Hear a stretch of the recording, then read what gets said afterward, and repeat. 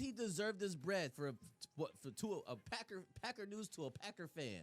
Yes, I think he does because at times he's the best receiver. Even though the Packers doesn't really have a clear number one receiver. Correct. But the games that he balls out, he balls the fuck out. You know what I mean?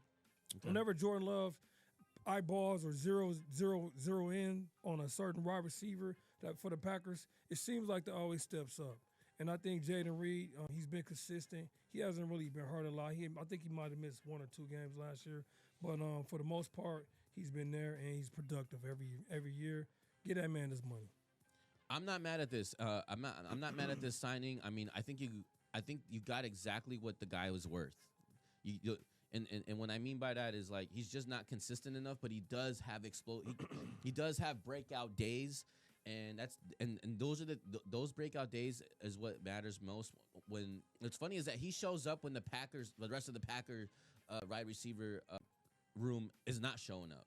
When the other 2 guys don't show up, Reed shows up, and it's weird. It's like they have a tag team of turns of the guys that show up, and they're resulting into wins for $50 million for 3 years. What is that, like fucking $18 million a year or some shit like that? Yeah, or like 20.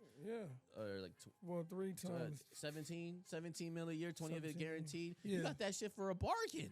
Yeah, for sure. A bargain and on top of that, this is a good deal for Jayden Reed because he gets to actually go and continue to prove himself that he can, like this. Okay, this is my floor. Mm-hmm. Well, now I get to go and, I'm not in a huge long-term contract because it gives me an opportunity to really prove myself these next 2 years.